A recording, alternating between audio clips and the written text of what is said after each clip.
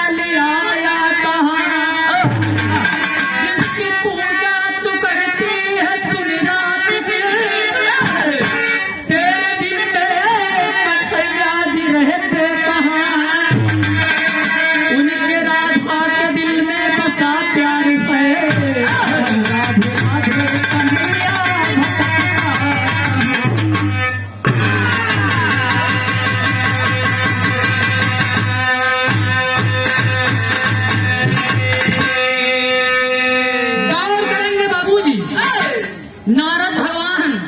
देखा ना भगवान है। नारद जी एक दिन घूमत टहरत बुलाए भैया। नारद जी एक दिन बीड़ा का ताल ले घूमत टहरत गौर करेंगे बाबूजी भगवान कन्हैया खिया पहुंच गए। भगवान कन्हैया खिया जब पहुंच गए मौके से भगवान कन्हैया नहीं, अब मामला गंभीर हुआ। आज के जमाने में जौन काम मोबाइली जौन मैसेज मोबाइली सोच जमाने में नारद जी काम कर पंटावा मूड़ी ले है भर चूड़ी ले है लौकी के बाजा ले है। मेरे दोस्त भगवान कन्हैया खिया नारायण नारायण नारायण नारायण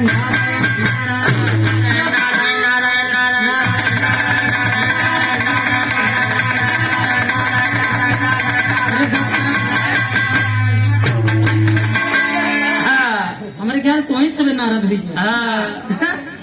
ध्यान था नारद जी जब पहुंच गए भगवान कन्हैया मौके से नहीं है दोस्त। अब जब भगवान कन्हैया नहीं है इधर नारद जी झगड़ा लगाओ चालू देखा जान एकदम झगड़ा लगाओ में एकदम एक्सपर्ट मौका देखें कि कन्हैया आइए ना है कुछ खुरापाती किया जाए। एक लाइन तक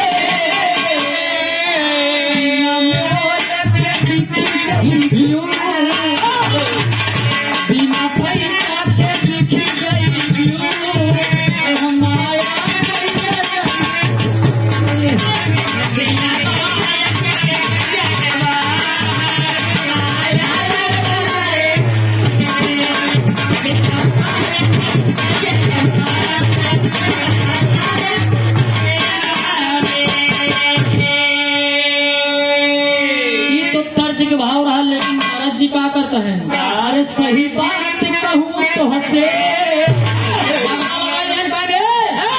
रुक्मणी घर आवा रुक्मणी आएगी तो बाबूजी वही पानी दाना ले आइए नारद जी आइए आइए। अब बढ़िया चरपाई व्यवस्था कर आजकल के जमाना में चरपाई भाई दूसरा के जमाना में कुछ अलग ध्यान था बिस्तरा उस्तरा लगा दी कहे नारद आवा।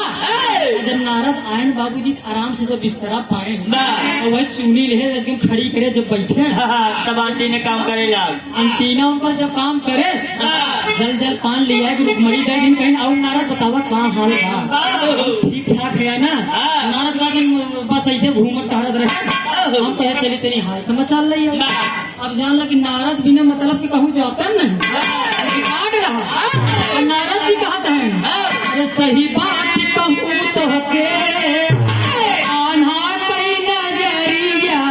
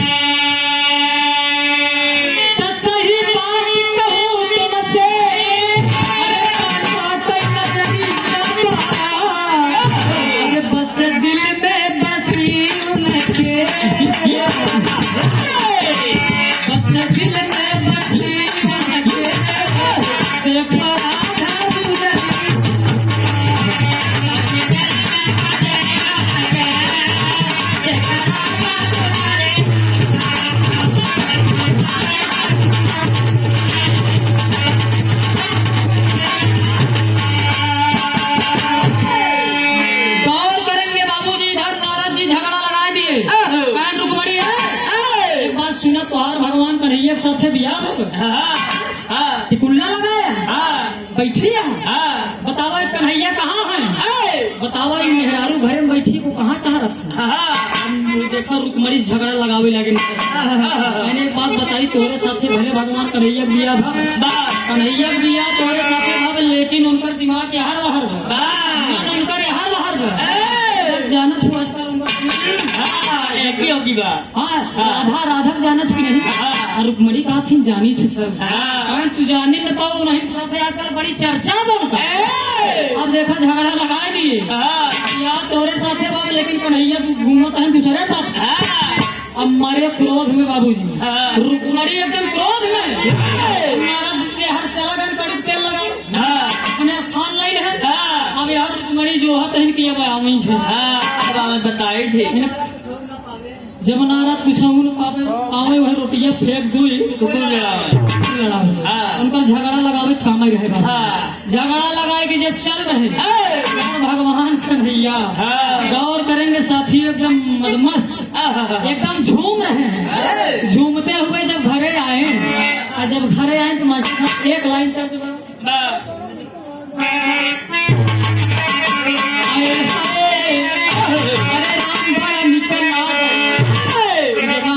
एकदम छाट छाट लगाए। ये कहना अरे बड़ा निकल आ गई वही तो हार गोरी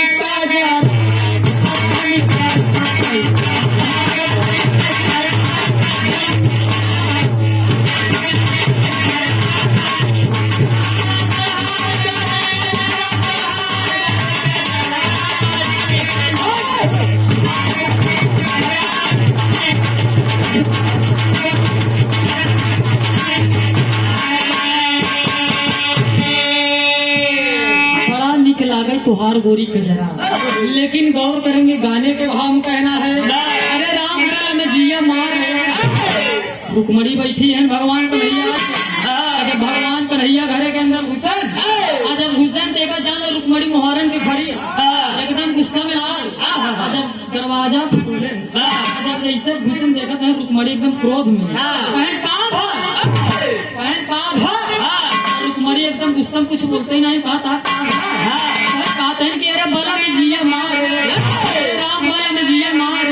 सावती आई मिलाई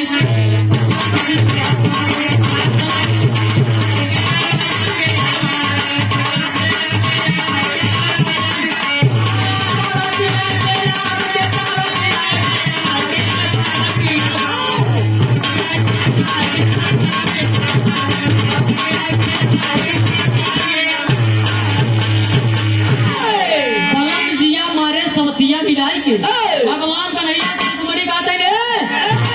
ये बतावा रोड डेली घर से जाते कहाँ जाते। भगवान कन्हैया कहते हैं यार मामला गड़बड़ाई, बतावा ये बात कैसे मालूम है। रुकमणी कहते हैं कि जब सवेरे से गायब हो तो कहाँ जाते। कन्हैया कहते हैं कुछ नहीं, बस ऐसे अपने सखा सहेलन साथे सुदामा हरे साथे बस ऐसे घूम के निकल जाए। और रुकमणी कहते हैं बड़का सुदामा के साथे टहरा था, सुदामा के साथे टहरा था, एकदम गुस्सा में लाल और रोई रोई देखा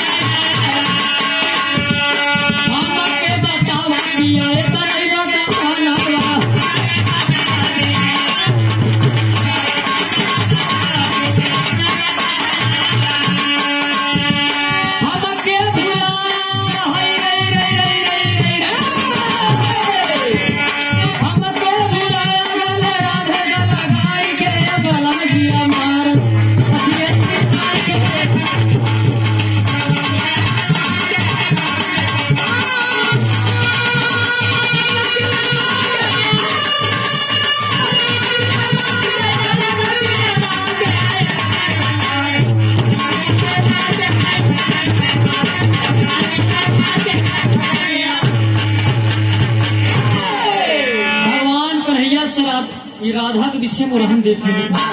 बतावा तू सुदामा के नाम लेता है, बात बतावा तुहार हमारे साथे बियाह तू हमसे झूठ बोला था। ये बतावा कि दिन भर राधा के साथ तारी थे। अरे बाप रे बाप, भगवान कन्हैया अब सोच रहे कि बतावा ये बात इनका कैसे मालूम चलता है राधा से प्यार कर राधा के साथ घूमी थे मामला गंभीर हो गया मामला एकदम गंभीर बा वही मुरली मनोहर कन्हैया मेरे दोस्त कहें कि ये मामला गड़बड़ाई जाए दिमाग लगा दिए मेरे दोस्त वही तुरंत ही का काम करे ऐसे रुकमणी खड़ी है वही तुरंत ही चट्ट से गिर गई वही जब चट्ट से गिर पड़े इतने में रुकमणी हड़बड़ाई गई कि भगवान कहाँ था वही जब कन्हैया जब गिरे जमीन पे पैर और एकदम लंबा लंबा लेट गए एकदम लंबा लंबा एकदम सांस सावत जात खाली बोली नहीं करता ही नहीं अरे बाप रे बाप रुकमणी घबराएगी बतावा भगवान भवा का लेकिन झटका दे झकझोर कुछ भाई झकझोरा थे लेकिन भगवान कन्हैया उठते नहीं लेकिन जब कुछ देर बाद आँखी खोले और रुकमणी कहा थे प्रभु आपके ख्वाब और रुकमणी से भगवान कन्हैया कहते हैं रुकमणी हमारे प्राण न बची जान लब हमारी जान न बची रुकमणी कहते हैं प्रभु आपको क्या हुआ कहते हैं कि कुछ भवन आए लेकिन अब हमारी जान न बची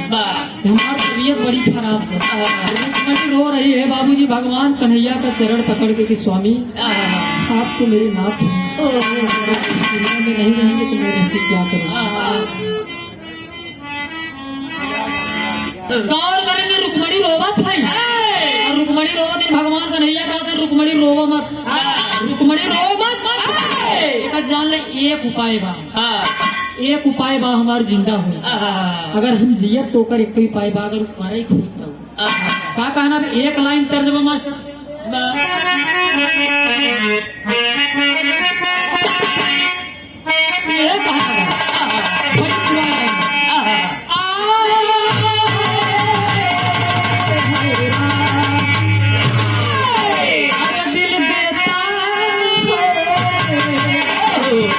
ये दिल देता जोड़ो दुहाई प्यार न करे दिल देता जोड़ो दुहाई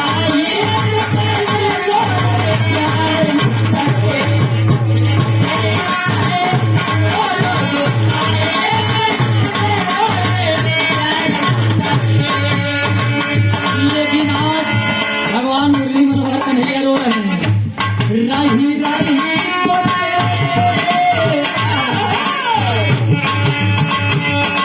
राही राही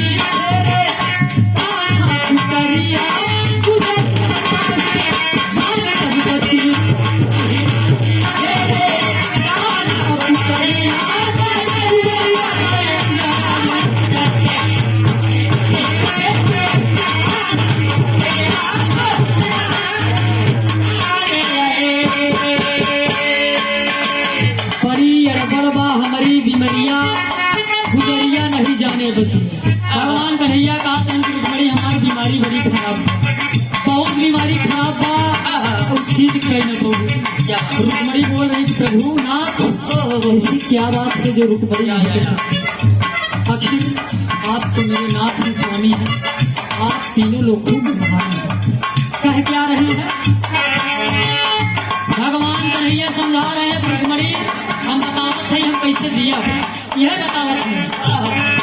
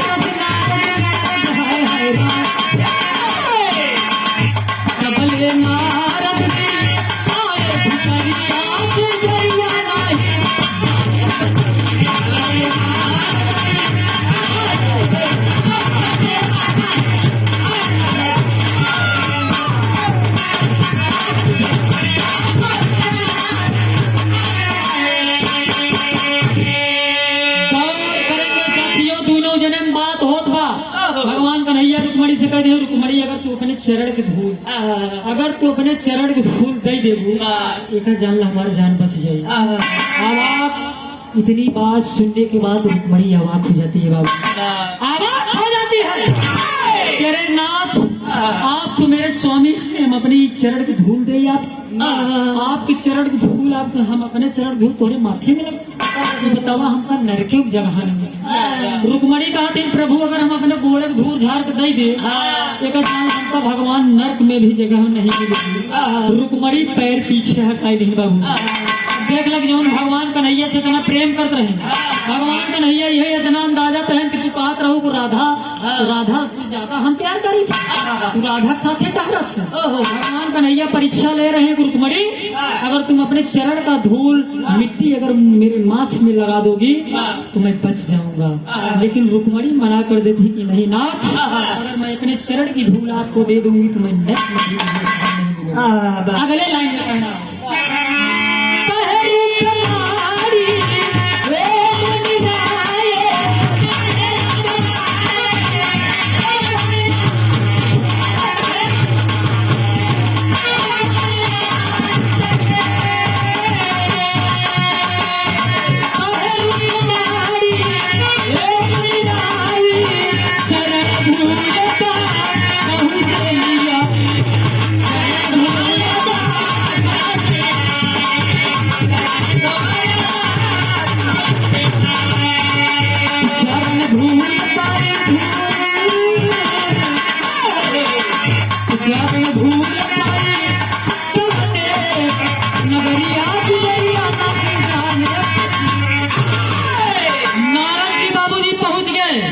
ध्यान दान नारद झगड़ा लगाई की झगड़ा फिट करे वाला नारद है। जब दोनों बात होत बेतने नारद बीड़ा करता ले नारायण नारायण नारायण नारायण पहुंच गए तनम जब रुकमणी देखी कहे आइए देवर्षि आइए नारद जी आइए। जब नारद जी बैठ गए तो रुकमणी कहा कि बतावा नाथ की इलाज कैसे ठीक कैसे हुई। इतने में भगवान कन्हैया नारद जी से भी कही नारद से कह नारद हमारी इतनी तबीयत खराब नारद अगर तू अपने चरण धूल दे तभी हमारी जान बचे। अब देखा नारद निकार दें कि प्रभु नाथ हम आपके चरण की धूल लाए देते। नारद भी मना कर दिए मेरे दोस्त, तमाम गवैया तमाम प्रकार से गावत हैं जेका जहाँ प्रमाण मिल जाए। नारद भी मना कर दिए, भगवान मुरली मनोहर कन्हैया से मना कर दिए कि नाथ मैं अपने चरण का धूल नहीं दे सकता।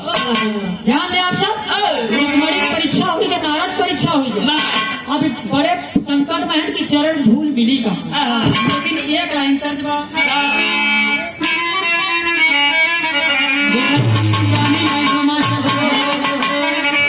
गुरु जी की सारा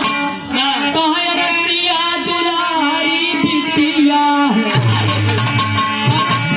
दुलारी बिटिया कन्हई हर नगरी रमाय कुआरी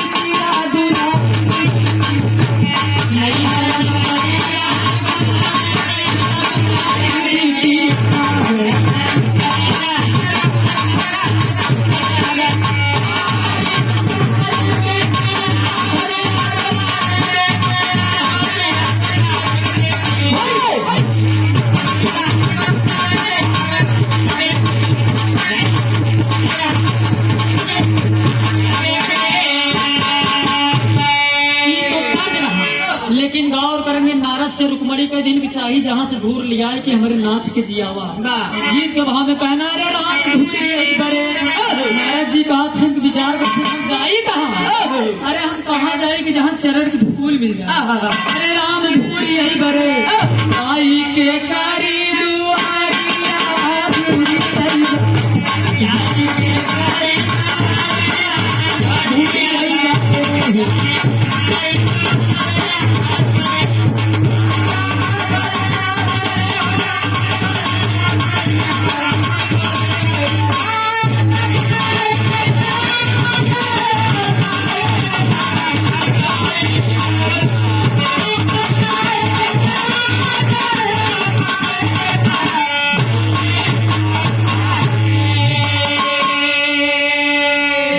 ब्रह्मा से कहते हैं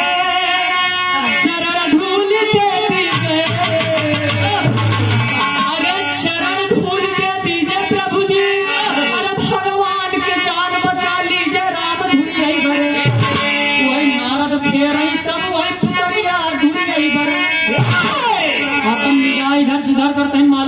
फेरत हन भगवान सही कहा नारद जी के पास पहुंच गए।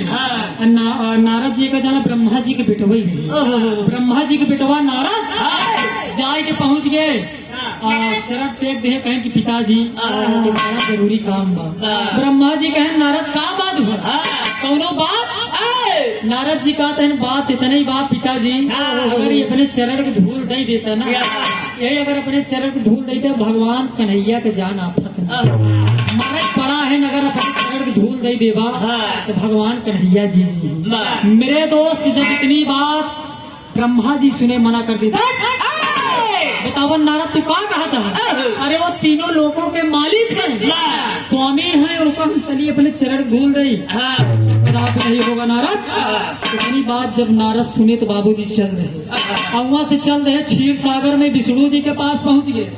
अब देख लो मामला गंभीर बा जैसा कि मैंने बताया साथियों की कभी की खोज है कोई कहाँ से पाया है कोई कहाँ से पाया है। वेद में भेद नहीं भेद है विद्वानों में गौर करेंगे आप। क्षीर सागर में विष्णु जी के पास पहुँच गए नारद जी बीड़ा करताल बदावत जब क्षीर सागर में पहुँचे एकदम कहें कि विष्णु जी की जय हो विष्णु जी की और जब देखे नारायण जब देखे कि नारद आवत जान के कोनो मैटर बात मामला गंभीर सीरियस में बुलाई लेहन नारद बैठा का हाल बा। नारद बहन प्रभु सबका आपका आशीर्वाद बा आपके आशीर्वाद सब ठीक ठाक है लेकिन ये बतावा आया कैसे। देखा नारद से सवाल कर दिए प्रभु नारायण सवाल कर रहे हैं नारद ये बतावा काम कौन में बिना काम में तू उगता नहीं। अब नारद लगे नहीं हर बार पर कहें प्रभु बात तो ठीक है आप ठीक ही कहा था। हम यह काम ऐसा है कि भगवान मुरली मनोहर कन्हैया उनका जान मरा ही पड़ा है उनका सांस आवत जात कब जान निकल जाए कोई ठिकाना नहीं। विष्णु जी कहते हैं ऐसे हमार का लीला है। नारद कहते हैं प्रभु यही जो आपके चरण के धूल बा ये क्या है यही हमें धूल चाहिए यही चरण के धूल अपने दर के प्रभु अब कन्हैया की जान बच जाएगी। साथियों यही बात विष्णु जी भी नारद से कह दिया नारद ही बतावा हम चलिए अपने चरण धूल दे फिर कन्हैया मेरे अवतार है वो मेरे अवतार है मैं अपने चरणों की धूल दूं मना कर दिए साथियों। नारद मुंह लटकाई नारद मुंह लटकाई के बाबूजी फिर से चलाए जब फिर से चलाए मेरे दोस्त भगवान कन्हैया का नारद कहूँ मिला बताओ कहूँ नहान तहान बैठा की रुकमणी पूछा था बैठा कि नारद कहूँ धूल मिली नारद तो बैठा है मुँह एकदम लौकिक बाजा कि काम तो कहूँ सेटा ही नहीं है बताई क्या हम भगवान कन्हैया तो अंतर्यामी हो तो जानते ही नारद कहूँ धूल पाए नहीं ये खाली ये लपेटक है बताओ इतने नारद बोल पड़े कि प्रभु गलती की हमरे क्षमा किया धूल हम मांगत मांगत क्षीर सागर तक चला गए लेकिन प्रभु कहीं चरण की धूल नहीं मिली कोई चरण की धूल देने को तैयार नहीं है कि अगर मैं चरण की धूल दे दूंगा तो मुझे नर्क में भी स्थान नहीं मिलेगा प्रभु। गौर करेंगे साथियों भगवान कन्हैया हंसाई लगे दोस्त नारद के पास में बुलाई नारद इधर चला पास में बुलाई की एक लाइन बैठी बात कहा कहें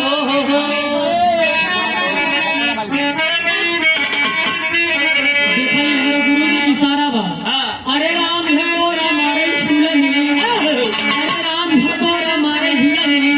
वही साड़ी लहराई झूला नहीं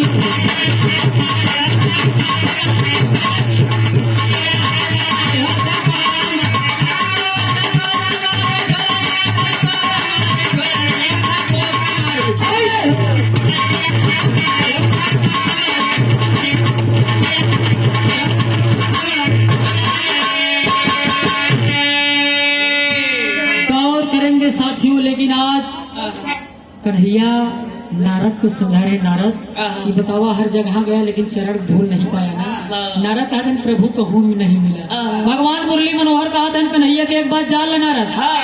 हम बताओ थे चरण धूल कहाँ मिली भगवान कन्हैया बता रहे हैं कि हमारी जान बचेगी कैसे चरण की धूल देगी भगवान मुरली मनोहर बता रहे हैं क्या अरे राम एहसान कोई नारद एहसान होई नारद बतिया लेता मान हो एहसान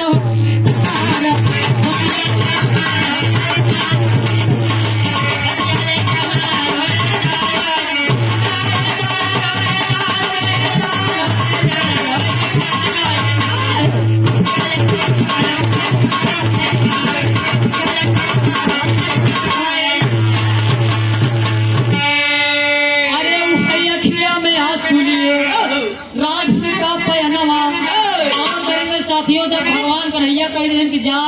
चरण को धूल तोकत तीनों लोग में कहूँ मिली चला जा बरसाना चला जा राधा से मिला। देखा भगवान कन्हैया कहते हैं बरसाना चला जा राधा के पास। जब राधा के पास चला जाबा नारद वहाँ तोकत चरण की धूल मिल जाई और शायद हमार जान बच जाई। अब भगवान के बात मान के आज नारद बरसाना पहुँच गए राधिका के पास। राधिका के पास जब पहुँच गए राधिका अपने द्वारे में बैठी है दोस्त, एकदम द्वारे बैठी है। और भगवान के बात मान के जब नारद पहुँचे और जब राधा को लगे गए नारायण नारायण नारायण नारायण करत की जब राधा लगे बैठ गए और जब राधिका देखिन कि नारद की कहीं और बताओ देवर्षि का हाल बा। नारद जी कहन एकदम आशीर्वाद बा कि ठीक ठाक रहा एकदम ठीक ही है। जल जल पान करत है नारद जी बैठ के दौड़ करेंगे इधर नारद जी पहुँच गए। जल जल पान होत मेरे दोस्त राधा जानत रही कि इनसे ज्यादा चुगलखोर क्यों नहीं, लकड़ी बाज क्यों नहीं, नारद से बड़ा क्यों बा नहीं। बताया जैसे कि यहाँ समय में जो मोबाइल काम हो तो किस समय नारद कर रहे हैं, चिट्ठी चौपाती पहुँचावे वाला काम नारद कर रहे हैं, समझा, झगड़ा लगावे वाला काम क्या जौन हेर फेर कर ले। हाँ अब नारद जी बोल पड़े कि एक जान हम बड़ा खास काम सारी राधिका सोच में पड़ गई कि बताओ नारद हमारे लगे आई नमस्ते का काम बोल दिए भगवान मुरली मनोहर कन्हैया भेजे हैं राधा उनकर जान एकदम खतरे में बा, एकदम प्राण निकल जाये। एक ही कृपा करा, इतना ही कृपा करा कि अपने चरण की धूल दे। इतनी बात जब सुनती है राधा गौर करेंगे साथियों आंख से आंसू गिर रहा है कि बार मेरे मुरली मनोहर कन्हैया आप मानती हूँ रो रही है राधा कन्हैया। नारद बात एकदम पास में बैठे कि नारद जहाँ चरण धूल की बात बा तो मुझे नर्क में जाना मंजूर है लेकिन हमारे कन्हैया गौर करेंगे साथियों अंतरे में कहना है अरे अखिया में आंसू करे राधिका पयानावा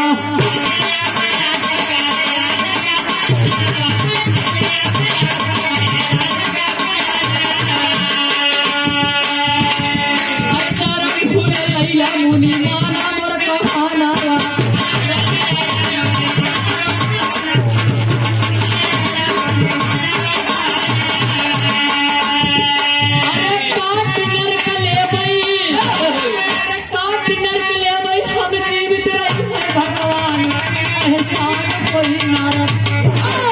गौर करेंगे साथियों राधा को ये मंजूर हो गया जाओ नारद अगर भगवान कन्हैया अगर हमारे धूल से अगर जीवित हो जाए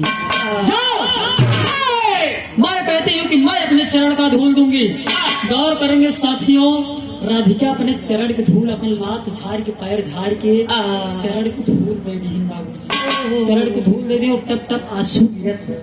आंख से आंसू गिर रहा है। भगवान कन्हैया को याद कर रही है राधिका लेकिन इधर नारद जी करते क्या है बाबूजी लास्ट लाइन खड़ी के भाव में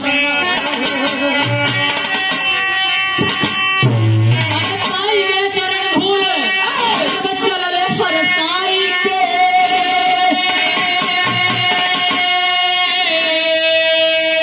अरे पाई गए चरण धूल बच्चा लले फरसाई के अरे वही मुड़वा पे गठरी अरे वही मुड़वा पे गठरी नारद जल ले तब उठाई के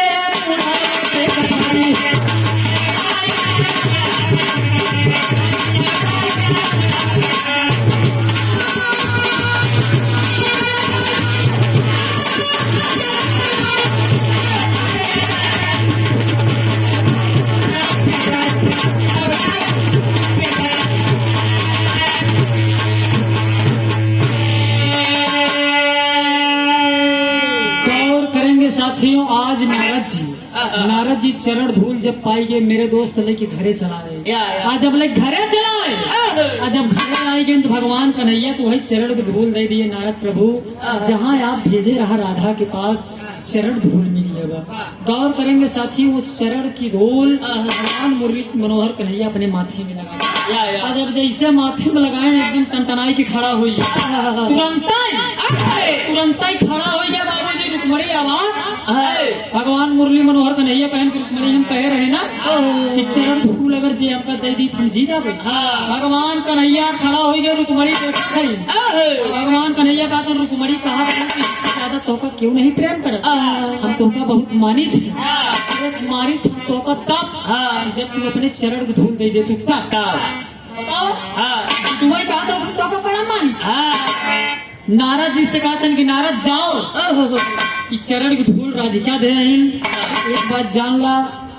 पहले राधा का नाम तब हमारा नाम दौड़ करेंगे साथियों कि भगवान कन्हैया के नाम से बहुत जगह राधे कृष्ण कीर्तन होते हैं पहले राधा का नाम तब कृष्ण राधे कृष्ण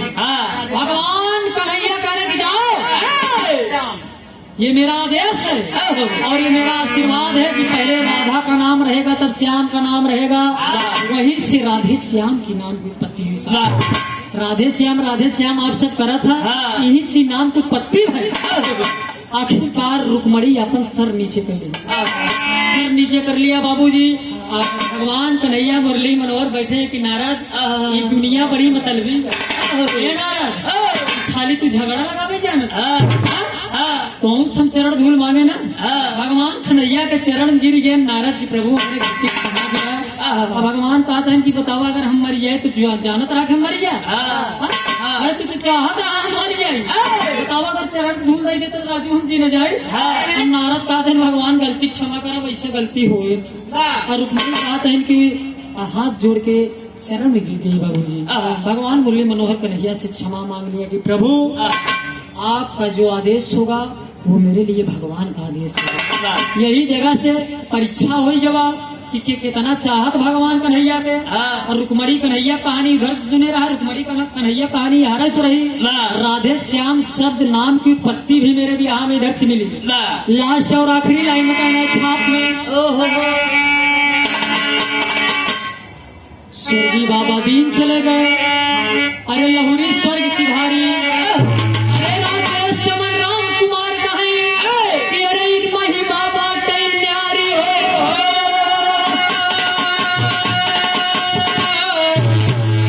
अरे राम नजरिया में राधा बच गई अरे राम नजरिया अरे नजरिया में राधा बच गई सुहा